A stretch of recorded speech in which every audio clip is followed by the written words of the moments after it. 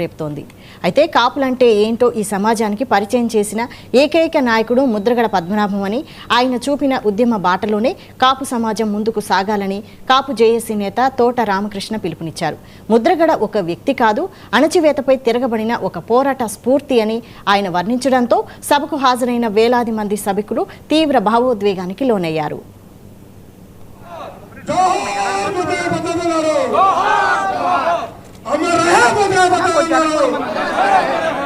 ముద్రగడ పద్మనాభం గారు ఈ కాపు ఉద్యమ నేత మన ముందు లేకపోవడం చాలా బాధాకరం. ఈ కాపు జాతికే మంచి పేరు తీసుకొచ్చి కాపులు అంటే ఏంటో ఈ సమాజానికి పరిచయం చేసిన వ్యక్తి ముద్రగడ పద్మనాభం గారు. ఆయన అకాల మరణం చెందిన కారణంగా ఈరోజు ఈ రాష్ట్రంలో కాపు జాతి అంతా కూడా గుర్తుపెట్టుకోవాల్సిన రోజు. ఎందుకంటే కాపులకి ఏదైనా ఈ రాష్ట్రంలో ఏ కాపు నాయకుడైనా సరే చేశాడంటే, మంచి పని చేశాడంటే, కాపు పేద ప్రజల భవిష్యత్తుల గురించి ఒక రిజర్వేషన్ తీసుకొచ్చి ఒక ఆమరణ నిరాహార దీక్ష చేసి ముద్రగడ పద్మనాభం గారు ఆ రోజు ఉన్న ముఖ్యమంత్రి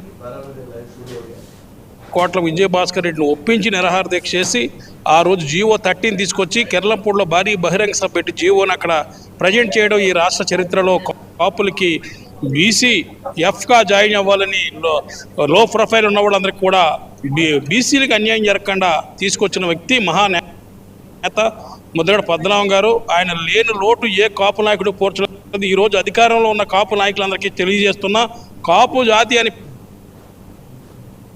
పేరు చెప్పుకునే వ్యక్తులు కాపు కాదని చెప్పుకునే వ్యక్తులు కూడా ఉన్నారు. ఏదైనా సరే కులం అనేది ఎక్కడికి పోదు కాబట్టి ఖచ్చితంగా ఈ కులానికి మనం ఏదో ఒక న్యాయం చేయాలి. కాబట్టి ఈ కులంలో ఏ పార్టీలో ఉన్నా సరే ఆ పార్టీలకు అతీతంగా ఈ కాపు జాతి రిజర్వేషన్ వచ్చే విధంగా మీరు ప్రయత్నాలు చేయాలి. ఏ పార్టీ అనేది కాదు ముఖ్యం, మన కాపుల ఐక్యత.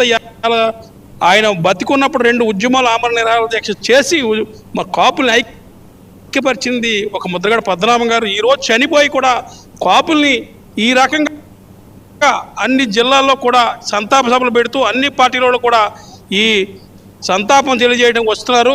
కావున ఆయన పేరు ఏంటనేది మన పాతతర నాయకులే తెలిసి ఈ రోజు ఉన్న కుర్రకారికి ఆయన జీవిత చరిత్ర తెలియదు కాబట్టి తెలుసుకోవాలని బాధ్యత ఉంది. కాబట్టి మనమందరం కూడా కాపు జాతి ఐక్యతగా ఆయన ఆశయ సాధనకి ఏ పార్టీలో ఉన్న పార్టీలకు అతీతంగా పనిచేయాలని చెప్పి, అలాగే ఈ కొంతమంది నాయకులు చెప్తున్నారు పార్టీలకు అతీతంగా మనం ఈరోజు మన ఆశయ సాధన కష్టపడాలంటే, ఆశయ సాధన కష్టపడాలంటే ఈరోజు కొన్ని రాజకీయ పార్టీలు మనల్ని ఐక్యంగా ఉంటే చూడలేక మనం భోజనాలకు కానీ దేనికి సభలకు కానీ కలవద్దని ఆదేశాలు జారీ చేసే నాయకులు